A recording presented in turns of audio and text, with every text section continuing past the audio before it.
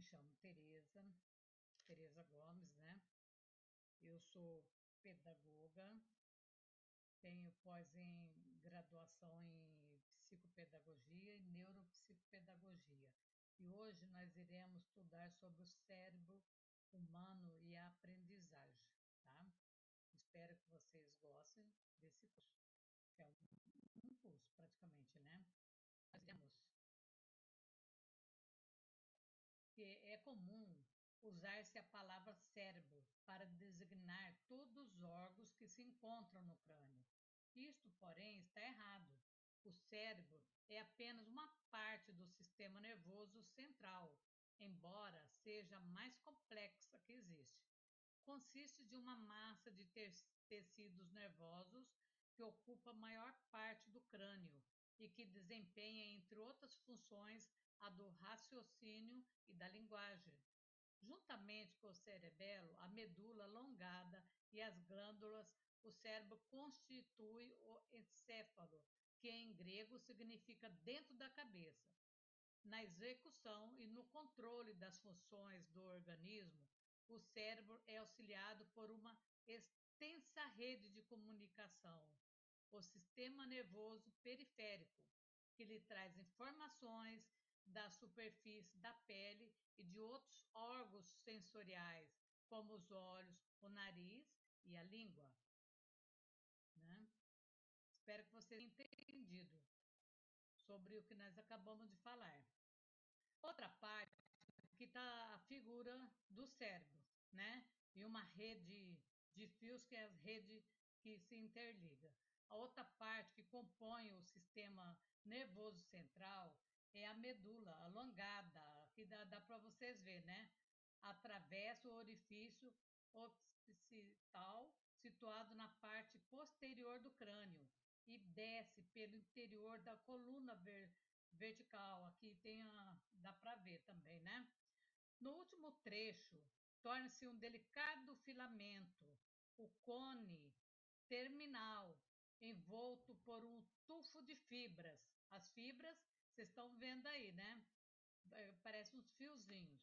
A medula espinhal age como intermediário e auxiliar do encéfalo na sua comunicação com o resto do corpo. Essa comunicação ela é feita através do sistema nervoso periférico, né? Formada por 43 partes de nervos, 12 pares cranianos, que é a parte encéfalo, e 31 pares raquianos, que saem pela medula espinhal e se ramificam por todo o corpo. Vocês veem a complexidade, né? Neurônio, a força da expressão. O e a medula espinhal, elas são formadas por uma mesma matéria macia. No cérebro, ela é cinzenta por fora e branca por dentro. A parte cinzenta chama-se córtex cerebral. A medula, ao contrário, ela é branca por fora e cinza por dentro.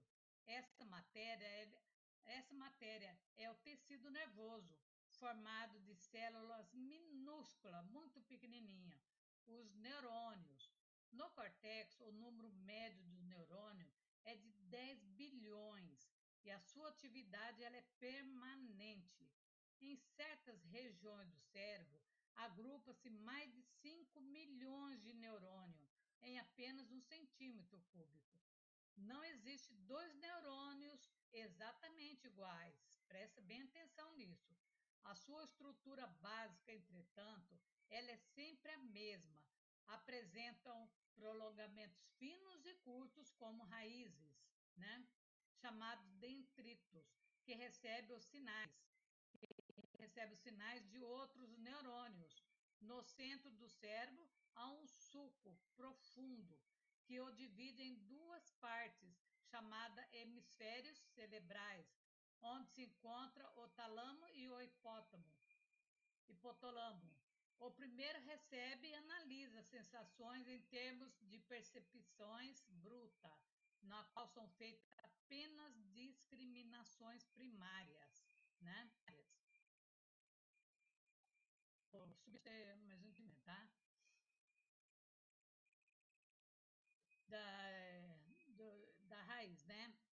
Suas funções ainda são uma das regiões mais misteriosas, né, que nós temos no cérebro é a glândula pineal, um minúsculo cone situado acima da raiz do cérebro.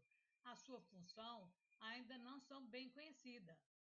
Sabe-se, por exemplo, que a pineal tem alguma relação com a intensidade das regiões emocionais, segundo os estudos, né, do cérebro. Sabe-se também que ela é responsável pela regularidade dos processos fisiológicos ritmados com o dia e a noite, por exemplo, o sono. Os neurofisiologistas não descobriram uma única região cerebral que armazenasse toda a memória. Eles identificaram, porém, uma área envolvida pelo córtex que parece ser essencial para a ficção de lembranças permanente, o hipocampo. O estudo dos ácidos nucleicos existentes nos neurônios indica haver alguma relação entre as alterações da sua contração e das suas memórias. Daí nós vamos vendo aqui, né? Aqui ó, a parte do cérebro. Aqui no azul é o lobo frontal, lóbulo parental, lóbulo occipital, hipotálamo, cérebro, lobo temporal, bulbo raquitiano. Né?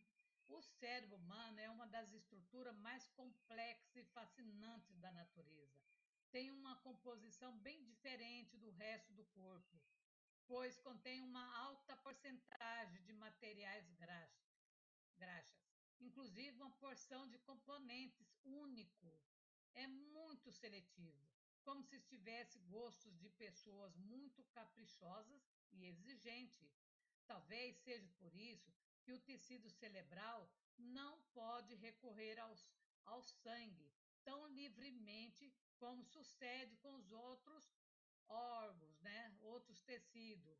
O líquido cefalorraquidiano é mais que uma proteção mecânica. Ela faz parte de um sistema de proteção química do cérebro bastante complicado. Há uma barreira entre sangue e cérebro bem direto para evitar que o sangue passe diretamente para o tecido cerebral. Tá bem explicadinho, né, gente? Aqui dá para vocês ver também no desenho tudo como que é dividido, né? A medula espinhal, o tronco cérebro, temporal, cerebelo, o lombo frontal. E aqui fala que a barreira sangue-cérebro parece ser o resultado de uma camada extra de célulazinhas que rodeia os vasos capilares, abastecedores do cérebro. Essas células, ela faz parte do neuroglia, glia, G, que é cola do nervo. É o tecido intersticial dos centros nervosos que cercam e sustentam as células nervosas. Essas, estas neuroglias, ou simplesmente células nervosas, na proporção de 10 para 1. Há uns 10 bilhões de células nervosas no cérebro para 100 bilhões de glias, ó, 100 bilhões. Essas constituem cerca da metade da massa cerebral. Um revestimento desses nos capilares serve para amortecer o processo de difusão entre sangue e cérebro, exigindo uma barreira seletiva. Aqui tem se admitido que essas células elas servem apenas de suporte e para funções subsidiárias do cérebro. Certas pesquisas recentes parecem mostrar que estão mais intimamente ligadas a certas funções cerebrais, como a da memória, por exemplo. O cérebro é muito exigente. Ele gasta uma porção de oxigênio no discurso dos seus trabalhos. Num corpo em repouso, um quarto do oxigênio consumido pelos tecidos e utilizados pelo encéfalo, apesar desses órgãos constituírem apenas por 1/50 de massa corporal. O consumo de oxigênio promete-se na oxidação do açúcar, simples como a glicose, levado ao cérebro pela corrente sanguínea. O cérebro sofre com qualquer diminuição de oxigênio, antes de qualquer outro órgão, pois a falta do oxigênio pode comprometer seriamente o cérebro de uma pessoa, causando danos irreversíveis por toda a vida. É o cérebro que falha, primeiro na morte por asfixia. É o cérebro que falha no recém-nascido, se for retardada a primeira respiração. Por isso que a criança tem que chorar, né? Quando nasce, para ter, né, o oxigênio no cérebro. E o fluxo do sangue através do cérebro portanto, cuidadosamente controlada pelo corpo. É menos sujeita à flutuação que o fluxo sanguíneo em qualquer outro órgão. Ainda mais, mesmo sendo fácil produzir, se a dilatação dos vasos sanguíneos no cérebro por meio de drogas é impossível produzir-lhe a construção e, dessa forma, cortar o suprimento sanguíneo. A existência de um tumor pode destruir a barreira sanguínea cérebro na região afetada. Isso apresenta um bom aspecto. Uma droga contendo um átomo de codine radioativa é injetada na corrente sanguínea e só passará para o cérebro no lugar exato do tumor, que aí será depositada. Desde o nascimento, o cérebro está em pleno desenvolvimento, absorvendo estímulo do ambiente como uma esponja. Cada nova experiência, cada desafio enfrentado, cada erro cometido e superado cria caminhos novos entre os neurônios. Quanto mais esses caminhos são usados, mais fortes e eficientes se torna. É como se o cérebro construísse para o conhecimento. É muito interessante, né? E agora vamos falar um pouco da bainha de Mieline, que é uma camada protetora, isolante, né? Que envolve parte dos neurônios, mais especificamente os axônios, que são como fios condutores por onde passam os impulsos elétricos do sistema nervoso. Ela é formada principalmente por lipídios, que é gordura, e proteínas, e suas funções principal é acelerar a condução dos sinais nervosos. Podemos comparar a mielina ao plástico que reveste um fio condutor. Sem ela, a corrente sanguínea se dispersa e perde força, e com ela o sinal viaja rápido e sem interrupções. A função principal da bainha de Mieline, qual que é? Aumentar a velocidade de transmissão dos impulsos nervosos, proteger os axônios, nossa, contra danos, economizar energia para os neurônios, pois permite que o sinal salte de um ponto a outro, que é um processo chamado condução saltatória. Quando a bainha de Mieline é danificada, como acontece na esclerose múltipla e outras doenças, os sinais nervosos ficam lentos ou até interrompidos, causando problemas de movimento, visão, fala e sensibilidade. Aqui no desenho, o corpo celular, núcleo celular, dendrito, axônio, bainha de mieline, impulso nervoso, né? Tá bem explicadinho aqui nessa. Agora nós vamos para em 1861, um cirurgião francês chamado Pierre-Paul Broca, estudando com muita persistência o cérebro de defuntos, ele conseguiu provar que doentes incapazes de falar, né, de entender a palavra, tinha aqui está um pequeno errinho aqui, ó. De entender, né? De entender a palavra, tinha uma perturbação chamada de afasia, que escreve assim, ó, afasia G, privação de palavra, e tinha também uma lesão numa determinada área do cérebro, uma área do cérebro. A área, a área era do terceiro giro frontal da esquerda, comumente conhecida agora como circunvolução de Broca. Né? Em 1870, dois alemães, Gustavo Fritz e Eduardo Ritz, pesquisaram e, através de estímulos em diferentes partes do cortex cerebral de um cachorro e tomando nota das atividades musculares e feitas e mapeando tudo, ele descobriu a área que motora, né? O resultado é que a estimulação da área motora no hemisfério cerebral esquerdo tem um efeito no lado direito do corpo e vice-versa, e fica numa faixa tecnológica frontal. Que o cérebro humano é uma verdadeira joia da natureza, um órgão que pesa pouco mais de 1,3 kg no homem e 1,39 kg na mulher, mas tem a capacidade de imaginar mundos, criar soluções, relembrar histórias e o mais importante é aprender.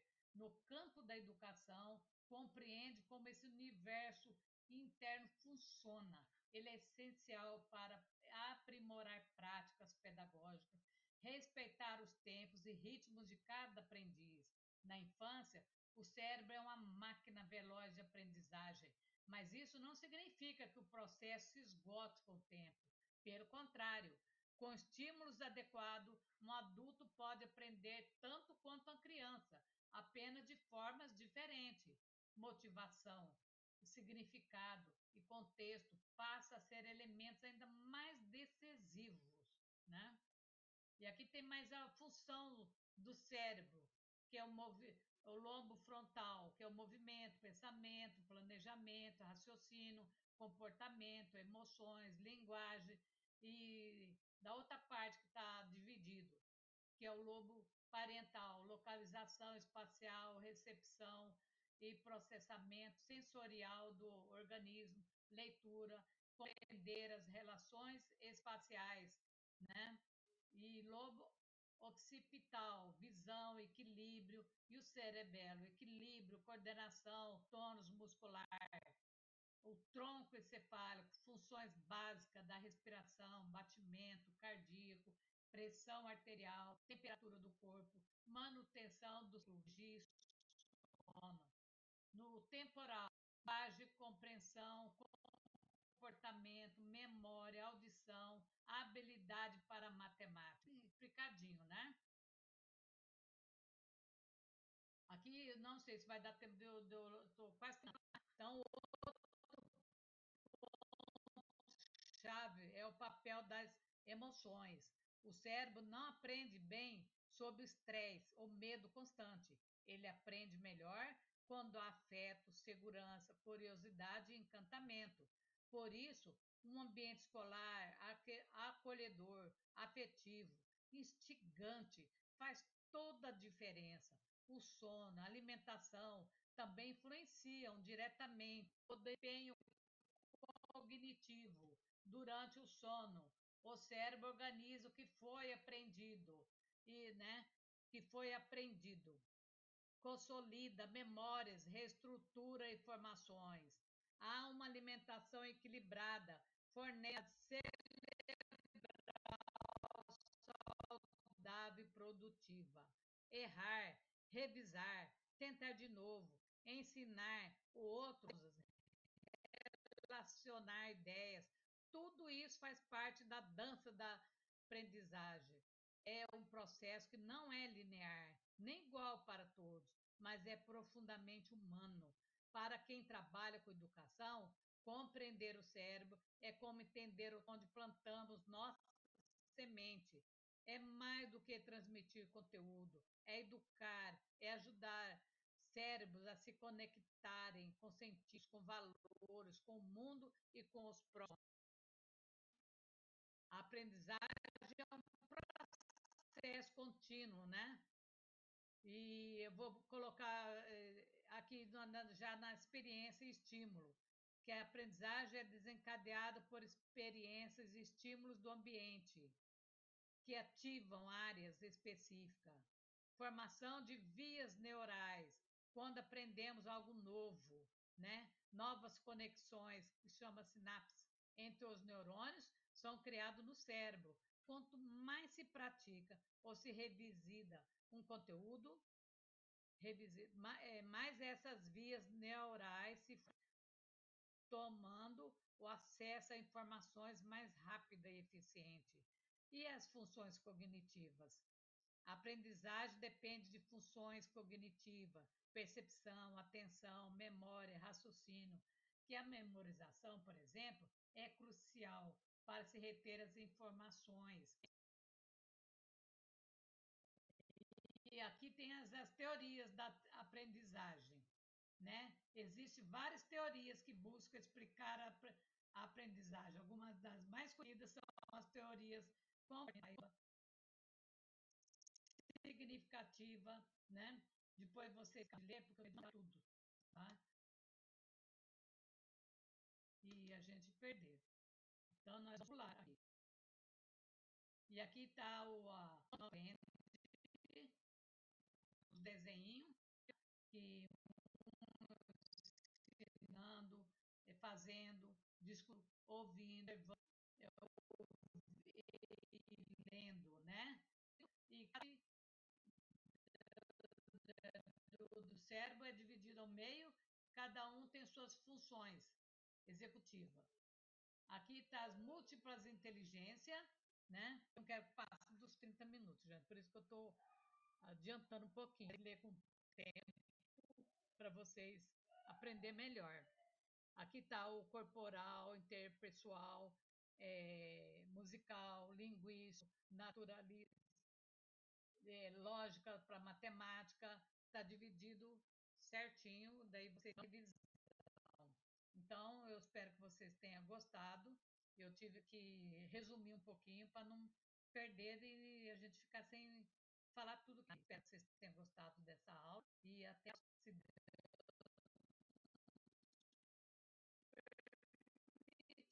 Obrigada.